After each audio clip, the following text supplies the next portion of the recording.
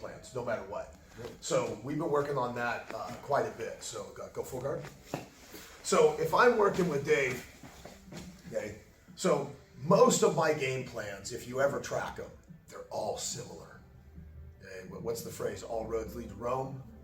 Okay, when you start to understand most cities and the way most cities work, you start to realize the main roads, the side roads, things of that nature. All cities kind of go off of the same general principle. Main Street's not always the main street. You know, it used to be. But ultimately, almost all my game plans are all similar in nature. Okay? They may not start off similar, but they all feed to a common theme in the middle. And I do that deliberately so that everything becomes faster as I go. That the moment I go from side road, I know there's the main road, okay, then we start to accelerate and we start going faster. Okay? Like right now, Dave's got me locked up, so we're just gonna do easy guard break. So hands are in the belly, put my knee in, we come in through here. Right now my hips are kind of up. As I sit and I twist my left hip back, okay, that's the ankle popper. My hand goes to the inside leg, this is a post. Okay, posts are pins that are single. So through here, I hit my post to plop him down, and then I go staple. Staples are 2 pins, you know, because they straddle whatever it is. So a post and a staple are all pins. A post is a specific pin, a staple is a specific pin. Then I like dive pass.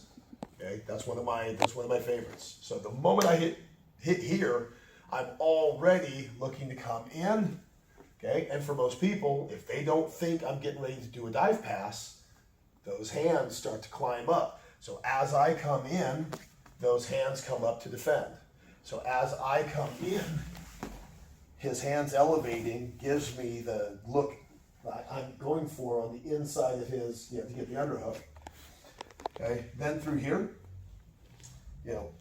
I'm gonna go for his legs, period, no matter what. So my hand's gonna be here, I'm gonna look for his leg, and I'm gonna start pulling. But guess what he's probably gonna do?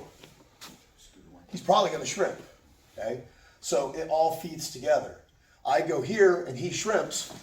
What did he just do with his leg? He just brought it to me. So whether I reach for it or not, this is what I'm going to anticipate. And I have to stay heavy on my elbow through here. So now the concept, pin and replace. My hand is on his knee. I'm using this to pull him in, okay? And then I'm just gonna replace my hand. Okay, now my hand can leave, okay? And then we can start to play through here. I like my hand into the hip. I draw my elbow forward. Right here, I'm already a grapevine in.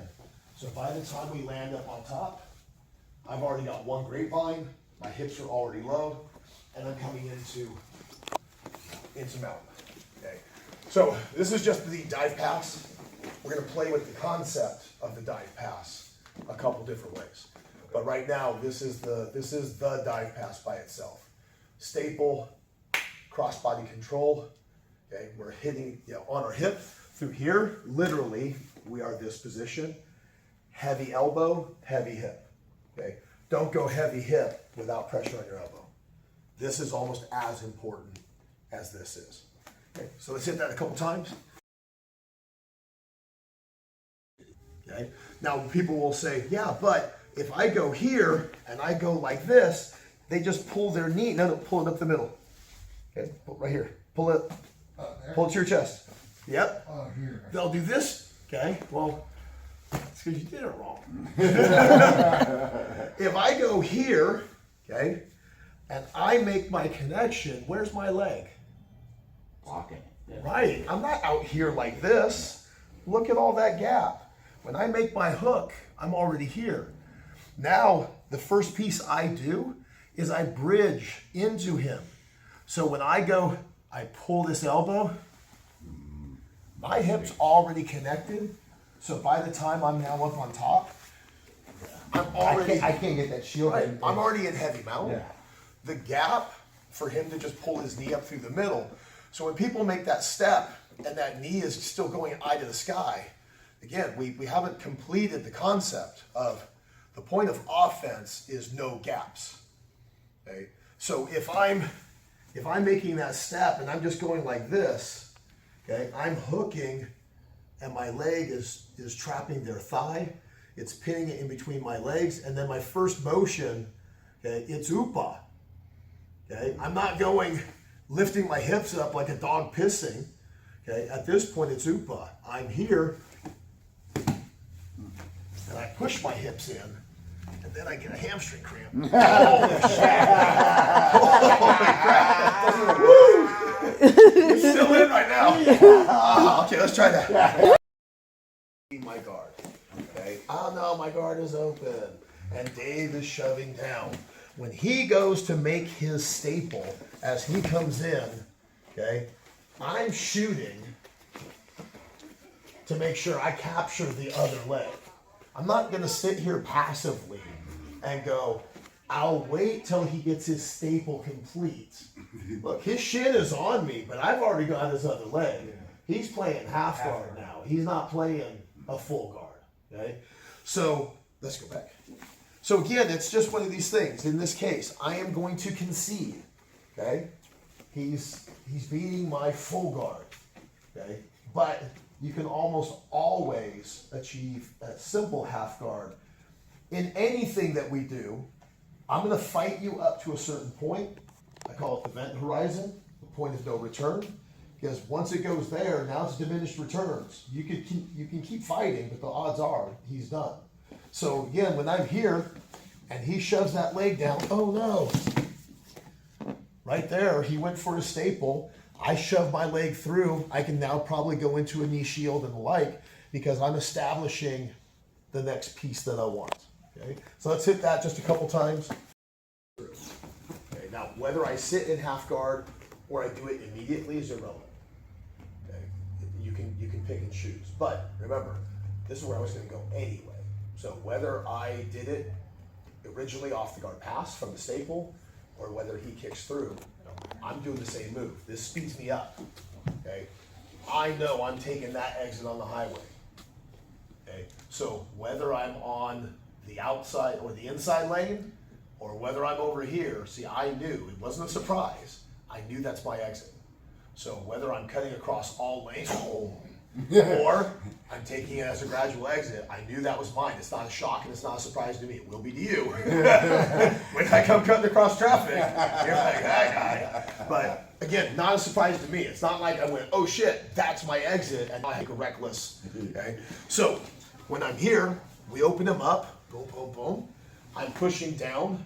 So when I'm putting my staple in, and this is typically what's happening, when the knee comes down and he starts kicking through, okay, either we make the pass or he's connected to my legs. Either way, I'm making the dive, okay?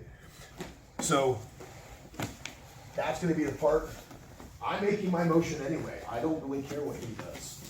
So when I'm coming in here, my knee goes down, I'm sliding in. There's a good chance he misses half guard entirely. Again, because my plan is in play immediately. My plan was not based off of necessarily his reaction. My plan was based off of, I got to where I wanted to go and I nailed it. He can try to pull me in half guard. He can, right off the staple, things of that nature. But my game plan was set 5 moves ago. I knew exactly where I was going to go. And again, it doesn't matter whether it's off the staple or whether it's off of him attempting half guard or he actually does have half guard. My goal is to get to my position as quickly as possible.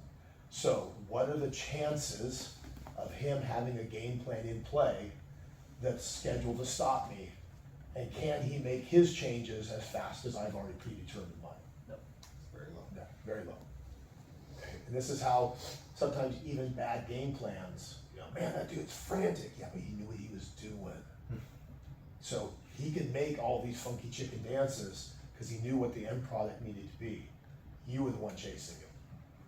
You were the one looking like the funky chicken. So let's just go into the dive pass immediately again. He accelerated. Boom! Okay. Now, don't worry about pushing him to the ground. Just follow your thigh and push him towards the wall. Okay. Okay, and as you do now, okay, pull your knee as far as you can. Always attempt the back step.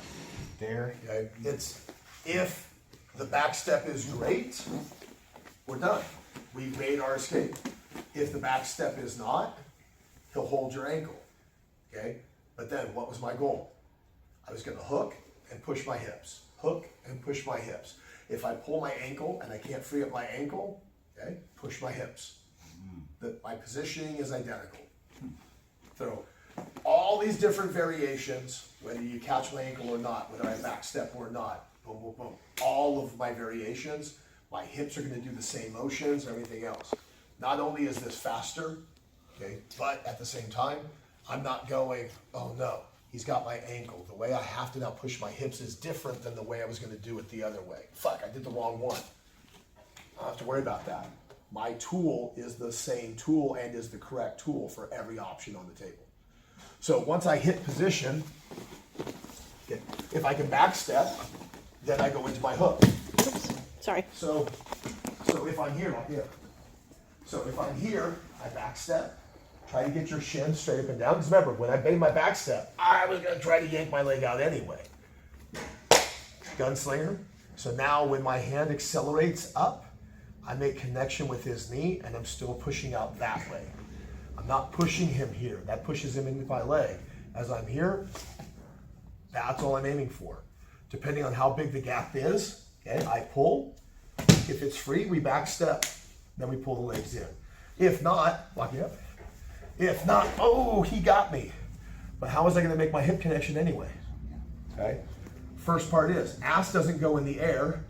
This leg right now is going to pull me in and my elbow is pulling back until I can get here. Then I push to get my knee to the floor. 3/4 mount. Then I go 3/4 mount. And you just throw the parabolo in right with it. And again, every single option we've been doing, I play my hips the same way. My dive is the same. I don't really care what he does because my game plan is going to hit him. You know, I'm going to make minor little changes. That's it. Not big changes. Big changes will kill you. Okay? Middle of a firefight, you've got 12 guns sitting on your body. And on every single scenario, you go, fuck, wrong gun, switch it out. Oh, no, he changed up. No, You're dead. you know, and on each one, changing position. No.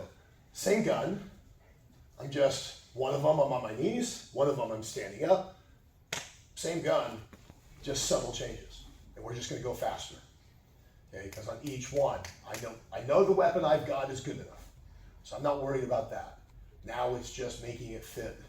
But again, in each one, how much is changing in my game plan based on any of the scenarios that are building? Half guard to back step, dive pass, you know, any of those variations, I'm running the same play right up the middle. Okay, and I dare people to stop me. You know, because again, I know my decision-making process is faster than yours. Because mine was pretty set before I even got on the mat. All right, let's run that whole